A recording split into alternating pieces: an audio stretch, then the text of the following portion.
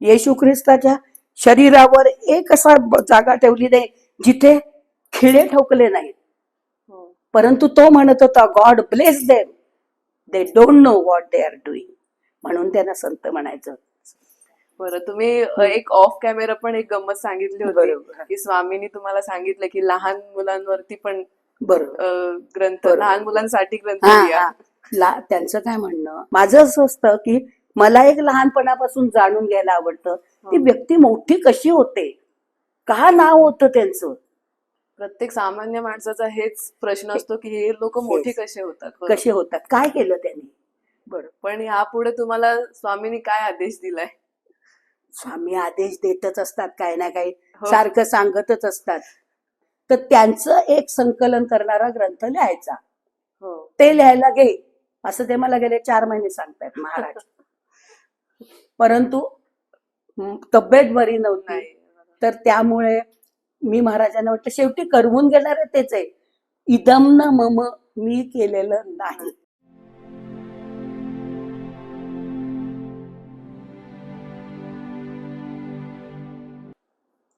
तर ताई, तुमचं आमच्या चॅनलमध्ये मनपूर्वक स्वागत.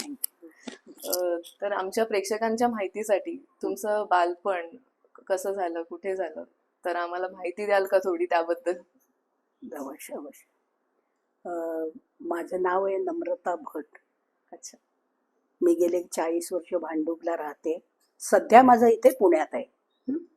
आणि माझं बालपण वगैरे कोकणात गेलं, रत्नागिरीत. अच्छा. गावखडी म्हणून गाव आहे आणि त्या ठिकाणी माझा जन्मही झाला आणि 7वी पर्यंतचं शिक्षण तिथे झालं. त्यानंतर माध्यमिक शिक्षण रत्नागिरीला झालं. ओके. आणि रत्नागिरीला पटवर्धन हायस्कूलमध्ये जुनी SSC 10वी, 75 सालची माझी पहिली बॅच, 77 साली 12वी, त्यानंतर 80 साली BA, 82 साली MA, आणि मी जर्नलिझमचा कोर्स करण्यासाठी म्हणून मुंबईत आले.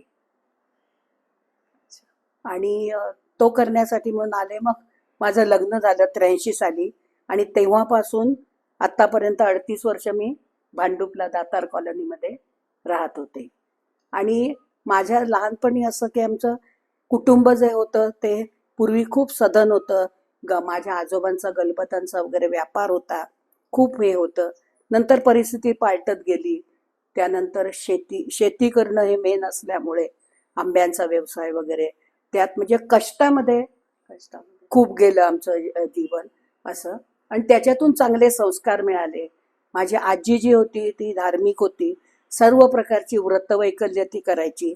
12 महिने आमच्या घरी कुठे सण समारंभ असे साजरे व्हायचे.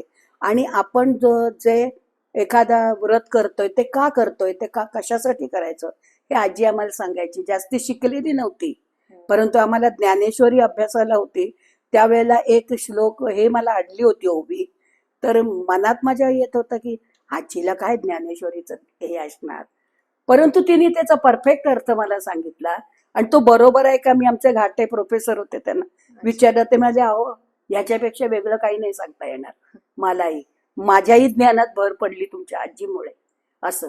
म्हणजे ती जी होती तिचं 2 इयत्ता शिक्षण झालेली होती, परंतु MA PhD वगैरे झाल्यासारखी ती बोलायची. शिवदिलामृताचा एक हे वाचल्याशिवाय तोंडात पाणी घालत नसे. अरे वा. अशा प्रकारचं होतं. त्यामुळे निष्ठेने एखादं काम करायचं. जी परिस्थिती आली आहे त्या परिस्थितीशी फेस करत पुढे जायचं, हे तिने आम्हाला शिकवलं. आणि गरिबीतही आणि बचत करणं. 10 रुपये आपल्याला मिळाले तरी त्यातले 2 रुपये आपण बाजूला ठेवावे.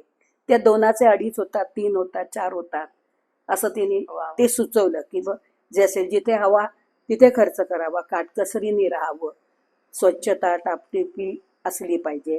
आणि जो आपण अभ्यास करतोय, जे करतोय ते समजून आपण घेतलं पाहिजे आणि मगच हे केलं पाहिजे.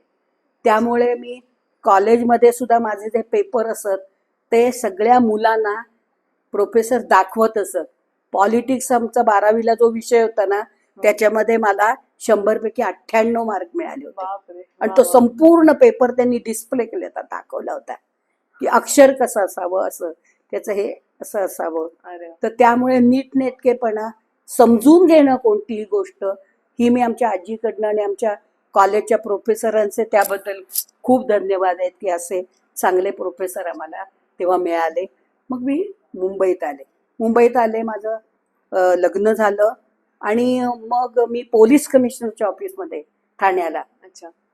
नोकरीला लागले. अरे वा. आणि त्यावेळेला दिवस होते मला, माझ्या मुलाचा जन्म झाला 84 साली. वा. आणि मग तेव्हापासून मी त्रिदल नावाचा एक वार्षिक अंक काढायला सुरुवात केली. कॉलेजमध्ये मला म्हणजे डिलिव्हरी झाल्यानंतर भांडुपला मेनन कॉलेज आहे, तिथे मला लगेचच लेक्चरशिप मिळाली. ती नोकरी मी पुढे 19 वर्ष केली. हम्म. पण त्या दरम्यान मी भांडुपला राहत होते, वेगवेगळ्या ठिकाणी प्रवचनांसाठी भाषणांसाठी वगैरे जात होते. त्यानंतर हे जे मी वार्षिक अंक जे सुरू केले ना, वार्षिक अंक, तर ते मी असं ठरवलं की कथा कविता विनोद असं करायचं नाही. लोकांनी मी जो अंक काढीन तो नीट वाचला पाहिजे आणि अच्छा. त्यांच्या ज्ञानात भर पडली पाहिजे. बरोबर. तर मग त्रिदल हे नाव घेतलं, भारत सरकारचं रजिस्ट्रेशन घेतलं आणि मग सुरुवात केली. एक वर्षी मी 90 साली प्राचीन काळच्या 64 कला या विषयावर अंक काढला. अरे वा. आता 14 विद्या 64 कला 6 शास्त्र 18 पुराण आपण म्हणतो, हो. परंतु आपल्याला ते सगळं माहीत नसतं. माहित नसतं. बरोबर. मी स्वतः माथेरानला गेले होते, तिथे एका परदेशी बाईनी मला विचारलं, do you know ancient 64 arts? तर मी म्हटलं वा, संगीत नृत्य नाट्य चित्र शिल्प सांगितलं. म्हणजे what is about remaining arts असं तिने मला विचारलं. अच्छा. तेव्हा मी ही झाले, म्हटलं नाही आपण हे शोधून काढू. मग त्याचा शोध घेतला, त्या मूळ संस्कृत मधल्या आहेत, त्याचे अर्थ हे करून घेतले. आणि पु ल देशपांडेंपासून अनेक लोकांकडे गेले होते की एका कलेवर तुम्ही मला लेख लिहून द्या. एका कलेवर पुलंनी मला काय सांगितलं, एका कलेवर लिहायचं म्हणजे माझं कलेवर निघेल, त्याच्यापेक्षा तो अंक झाला की मी वाट बघतोय मला तो आणून द्या. मग तो अंक मी 90 साली काढला. बाळासाहेब ठाकरेंनाही ते खूप आवडलं, अरे वा. त्यांनी त्याला शुभेच्छा दिल्या होत्या. तो अंक केला. त्यानंतर संपूर्ण भारतातले किल्ले, हा. त्यावेळेला मी 18-19 किल्ले जे मी बघितले नव्हते ते जाऊन पाहिले. अरे वा. पूर्ण हा. भारतातले. पूर्ण महाराष्ट्रातले. महाराष्ट्रातले. तर ते किल्ले पाहिले. त्यानंतर देव आहे का, अरे वा. हा, तो अस्तित्व विशेषांक म्हणून तो एक 200 पानाचा अंक काढला. त्यानंतर ह्या 64 कलांचा तर झाला. असं एक एक एक एक भारतीय संपूर्ण भारतातली तीर्थक्षेत्र जी वेल नोन तीर्थक्षेत्र आहेत त्यांची संपूर्ण माहिती असा तो अंक काढला. आणि असं झालं की लोकांना ते इतके आवडायला लागले की दिवाळी अंकाची वाट बघताना त्रिदलचा अंक लोक वाट बघायला लागले, कारण काहीतरी त्याच्यात नवीन आहे. बरोबर. अशा प्रकारे. आणि त्यानंतर आम्ही असे घडलो नावाची 2 पुस्तकं काढली होती मी. अरे वा. 75 लोकांची त्याच्यामध्ये, म्हणजे वेल नोन जे लोक आहेत, सचिन तेंडुलकरची मुलाखत होती, ललिता पवारांची मुलाखत होती, जयंत नारळीकरांची होती, अशा मोठमोठ्या व्यक्ती. आणि मी ती मुलाखत अशी घेतली की विद्यार्थ्यांच्या दृष्टिकोनातून किंवा सर्वसामान्य नागरिकांच्या दृष्टिकोनातून की माणसं मोठी कशी होतात. हो. बरोबर आहे. जया अंगी मोठेपण तया यातना कठीण कठीण असं जे म्हणतात, तशी ती त्यांची डेव्हलपमेंट होत असते. होत असते. तर त्याप्रमाणे नारळीकरांनी छान सांगितलं. ललिता पवारला मी भेटायला गेले, खूप वय होतं त्यांचं, इथेच बाणेरला. तर त्या बसल्या, मराठीत बोलायला लागल्या. त्यानंतर बघता बघता हिंदीत बोलायला लागल्या. आणि मी त्यांना म्हटलं मला 2-3 फोटो हवेत तुमचे. हा, कितने चाहिए असं म्हटलं. आतल्या खोलीत नेलं आणि एक मोठा पेटाराच दाखवला, घ्या किती हवे ते. वा. लहानपणी डोळ्याने अधू असलेली बाई, मुलगी 7-8 वर्षापासून खायला अन्न नाही, वडिलांनी मित्राच्या स्वाधीन केली आणि त्या बाईनी केवढं हे केलं. 300-350 सिनेमात तिने काम केलं. ती प्रोफेसर झाली, नर्स झाली, सगळं. ही डेव्हलपमेंटच आहे, डेव्हलप. शिक्षण काही नाही. बरोबर. तर इतकं सुंदर. मला ते म्हणली तुम्ही माझं चरित्र लिहा, मला म्हणाली आप आईये. हा असं. तर मग मी 2-3 वेळा गेले. नंतर त्यांनी देह ठेवला. त्या बऱ्यापैकी लिखाण केलं होतं मी. अशा मोठ्या व्यक्ती. माझं असं असतं की मला एक लहानपणापासून जाणून घ्यायला आवडतं ती हो. व्यक्ती मोठी कशी होते, का नाव होतं त्यांचं, प्रत्येक सामान्य माणसाचा हेच प्रश्न असतो की हे लोक मोठी हेच. कसे होतात. बरोबर. कसे होतात, काय केलं त्यांनी. एखादा संत सुद्धा आहे तो आपल्यासारखेच 2 पाय 2 हात 2 हात. असतात. हो. मग त्यांचं नाव काय होतं? ज्ञानेश्वर माऊली 12व्या शतकात होऊन गेल्या. त्यांची नावं आपण घेतो. त्या काळात करोडो लोक होऊन गेले असतील, हो. त्यांचं नाव कुठे आहे? मग माऊलींचंच नाव का झालं? ते संत पदापर्यंत कसे बघले? हा. हे बरोबर. पसायदान मुलांना 12वीच्या पसायदान शिकवताना मी पहिलं हे सांगितलं की त्यांना आपण माऊली म्हणतो. आज 16व्या वर्षी त्यांनी देह ठेवला, झालं इति कर्तव्यता. हम्म. 16व्या वर्षी आजच्या मुलांना काय असतं बघा, काय. असं आहे. आणि समाजाने इतका त्रास दिला. हो. ओम भवती भिक्षांदेही असं म्हणून ज्या वेळेला झोळी घेऊन भिक्षेसाठी दारात गेले तेव्हा लोकांनी खडे टाकले. येशू ख्रिस्ताच्या शरीरावर एक असा जागा ठेवली नाही जिथे खिळे ठोकले नाहीत. हो. परंतु तो म्हणत होता, God bless them, they don't know what they are doing. म्हणून त्यांना संत म्हणायचं. संत. ज्ञानेश्वर माऊलींनी आता विश्वात्मके देवे म्हणून संपूर्ण विश्वाच्या कल्याणासाठी प्रार्थनाही केली. एकदा ते असे झाले होते विचार, शेवटी मनुष्य हे आहे. मनुष्य जीवन. पण ती त्यांच्यापेक्षा लहान असलेली त्यांची ही बहीण, तिने ताटी उघडा ज्ञानेश्वरा कान उघाडणी केली भावाची. काय पात्रता असेल बघा. मूळ होतीच, पूर्वजन्मानुसार ते असतंच, म्हणजे पूर्वजन्मातले, परंतु ते पुन्हा डेव्हलप होतं हे महत्वाचं आहे. महत्वाचं. तर त्यामुळे आपण म्हणतो काम क्रोध लोभ मत्सर याच्यावर विजय मिळवायचा. बरेच लोक म्हणतात आम्ही मिळवला, पण कधीतरी तो पटकन उफाळून येतो. बरोबर. त्यांनी मिळवला होता, हो. त्यांनी मिळवला होता. आता झोपडीचं दार लावून ज्ञानेश्वर बसले होते, उघडत नव्हते दार, तेव्हा संत जेणे व्हावे तेने जग बोलणे सोसावे असं सांगून हे करून करून त्यांना बाहेर आणलं निवृत्तीनाथ. काय 2-3 वर्षांनी ज्ञानेश्वरांपेक्षा काय मोठं वय नव्हतं, हो. परंतु ती 4ही भावंड प्रेषितच होती, ते अवलियाच होते, ते भगवत अवतारच होते ते, असं आहे. तर त्यामुळे मी लिखाण करताना नेहमी ह्या गोष्टी आत्मसात केल्या किंवा मी हे करून घेतलं की का कसं झालं असेल. आपल्याला कोणी काही असं म्हटलं लगेच राग येतो, हो. आपण हे करतो. मग त्यावेळेला यांनी का अपशब्द वापरले नाही, त्यांनी कसं सहन केलं असेल. तसं सहन करण्याची ताकद आपल्याला मिळाली मिळाली पाहिजे. पाहिजे. त्यामुळे मी एक संताचं चरित्र जेव्हा लिहिलं, 2,500 संतांची चरित्र बापरे. मी लिहिली.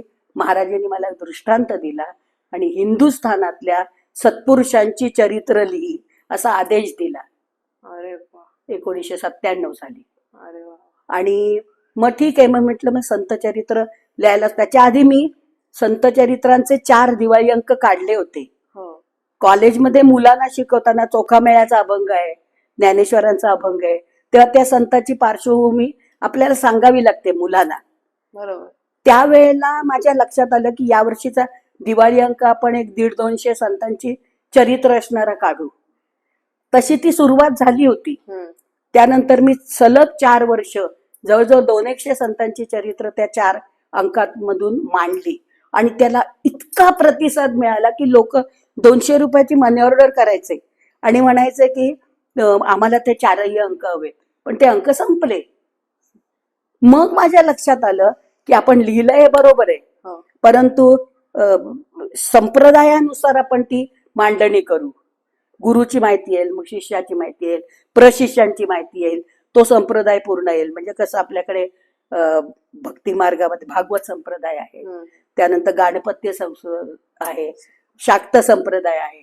तर तशा प्रकारे आपण मांडणी करून ते करू. पण ते काम सोपं नव्हतं.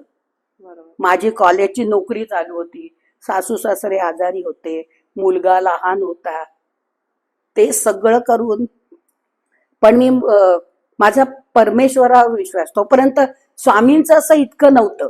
अच्छा. परंतु आपण घेतलंय हे काम आपण पूर्ण करू. मग मी रात्रीचं लिखाण सुरुवात केली. अच्छा. दिवसा कोणीतरी येतं किंवा कॉलेजची नोकरी होती, ही सगळं असायचं. 10-10:30ला सगळं आवरलं की लिहायला सुरुवात करायची. संपूर्ण रात्र मी लिहायची. बरं, तुम्ही एक ऑफ कॅमेरा पण एक गंमत सांगितली होती बरोबर. की स्वामींनी तुम्हाला सांगितलं की लहान मुलांवरती पण बरोबर. ग्रंथ, बरोबर. लहान मुलांसाठी ग्रंथ हा लिहा. हा त्यांचं काय म्हणणं, ह्या ज्या कथा आहेत ना, हा हा समजा एक सुंदराबाई आहेत, हा. स्वामी सुत आहेत, अच्छा. आनंदनाथ महाराज आहेत, यांच्या गोष्टी मुलांच्या संदर्भात की ते कसे होते, हो. त्यांनी काय कार्य केलं आणि महाराजांनी त्यांच्याकडनं काय कार्य करवून घेतलं, बरोबर. हे लहान मुलांसाठी सांगायचं. त्यांना बरं का, समजण्यासाठी. आनंदनाथ महाराज हो, होते, हो. गुरुनाथ वालावलकर असं त्यांचं नाव होतं. हरडा बेड्याचे व्यापारी होते. हो. हा, हातात अंगठ्या बिंगठ्या, प्रचंड मोठं व्यक्तिमत्व होतं. स्वामी सारखेच दिसत आनंदनाथ महाराज, अच्छा. डिट्टो स्वामी, हो. तसेच रागीट, तसेच आहे. आणि याला वेंगुर्ला वगैरे ते कोकणातले मूळ, मुंबईत आले व्यापाराच्या निमित्ताने. त्या 2-3 ठिकाणी वखारी होत्या आणि त्या काळामध्ये इम्पोर्ट एक्सपोर्ट वगैरे या व्यवसायामध्ये होते. महाराजांकडे गेल्यानंतर संपूर्ण परिवर्तन त्यांचं झालं. स्वामींनी तुम्हाला हे कार्य दिले, ते तुम्ही पूर्ण केलं. आता स्वामींचा पुढचा आदेश तुमच्यासाठी काय आलेला आहे? चालेल. तर स्वामींनी तुम्हाला हे जे कार्य दिलं होतं ते तर तुम्ही पूर्ण केलेलंच आहे. बरं. पण यापुढे तुम्हाला स्वामींनी काय आदेश दिलाय? स्वामी आदेश देतच असतात, काही ना काही हो. सारखं सांगतच असतात. तर गंमत अशी आहे की आता हा जो ग्रंथ मी पूर्ण केलाय ना, त्याच्यात प्रचंड आजारपणातून आणि मानसिक ह्याच्यातून मी गेले. अरे हे जे बापरे. तू मगाशी मला विचारलंस हो, ना, हो. तर ते संक्षिप्त लिहायचं, संक्षिप्त याच्यात माझा एकदम कस लागलाय की कारण काय, ते संशोधन केल्यामुळे मी 25 पानं पण त्या व्यक्तीविषयी लिहू शकते.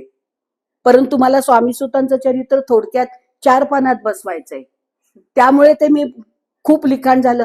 नको ग्रंथ मोठा होईल, कारण हा शेवटी PhDचा प्रबंध हा. असं लक्षात घेऊन हा ग्रंथ केलेला आहे. त्यामुळे कमीत कमी शब्दात यावा आणि महाराजांचं समग्र चरित्र आणि कार्य, त्यांच्या म्हणजे त्यांची कृपांकित घराणी, त्यानंतर त्यांचे शिष्य आणि सेवक 200 ते 250 याचे सेवकांची माहिती याच्यात लिहिली.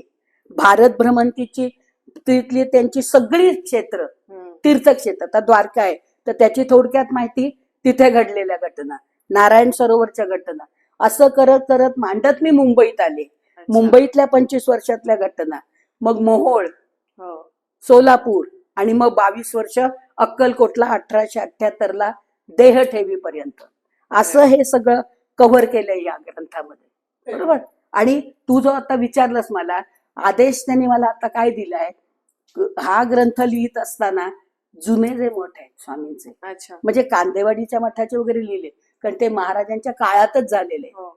परंतु महाराष्ट्रामध्ये असे अनेक मठ आहेत किंवा संप्रदाय आहेत की ज्यांचं सामाजिक कार्य महाराजांना जे अभिप्रेत होतं, हो. मठातर्फे काय तसं करणारे आहेत. बरोबर. तसं करणारे लोक आहेत. असे मठ आहेत, पादुका मंदिरं आहेत किंवा अशी काही घराणी आहेत ज्यांच्याकडे महाराजांच्या वस्तू आहेत आणि त्या वस्तूंचं हे करून ते सामाजिक कार्य जसं जमेल तशा प्रकारे करतायत. तर त्यांचं एक संकलन करणारा ग्रंथ लिहायचा. हो. ते लिहायला घे असं ते मला गेले 4 महिने सांगतायत महाराज. परंतु तब्येत बरी नव्हती, नाही. तर त्यामुळे मी महाराजांना म्हटलं, शेवटी करवून घेणारे तेच आहे. इदम न मम, मी केलेलं नाही. मला ह्याचा 2 वर्षात, म्हणजे मी पूर्वी म्हणायचे हे महाराजांनी केलं, मी काय नाही, परंतु आता मी अगदी शपथ घेऊन म्हणतात तशी सांगते, त्यांच्यामुळेच हे झालं. आता आजारपणात मला बरोबर. लिहायला, तेव्हा मी 10-10, 12-12 तास सलग बसत असे लिहायला, बापरे. Non stop. नाही आता बसू शकत. नाही. मग आता मी 2 तास म्हणते, आता 11 वाजले, 2 वाजेपर्यंत मी लिहित, मग मी काहीतरी टीव्ही बघेन, थोडं विश्रांती, म्हणजे बदल होईल, बरोबर. हो. मग मी पुन्हा बसेल. असं करून हा ग्रंथ मी पूर्ण केलाय.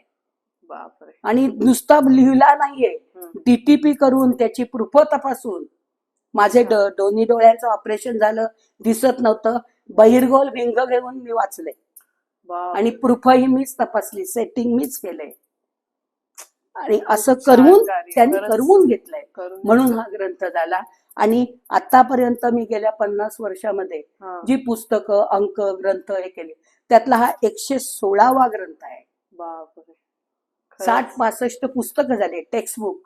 त्यानंतर त्रिदलचे 29 वर्ष 30 वर्ष सलग अंक झाले, जे तुला मगाशी सांगितले, हो, हो. 64 कला किंवा हे असे संशोधन. पण स्वामी समर्थ गौरव गाथेचे 4 खंड, सकल संत चरित्र गाथेचे 7 खंड आणि स्वामींवरचा एकमेव संक्षिप्त अशा प्रकारे पण समग्र माहिती देणारा हा ग्रंथ. खूप खूप मोठं कार्य आहे आणि खूप खूप छान तुम्ही कार्य केलं. स्वामींनी तुमच्याकडून करून घेतलं.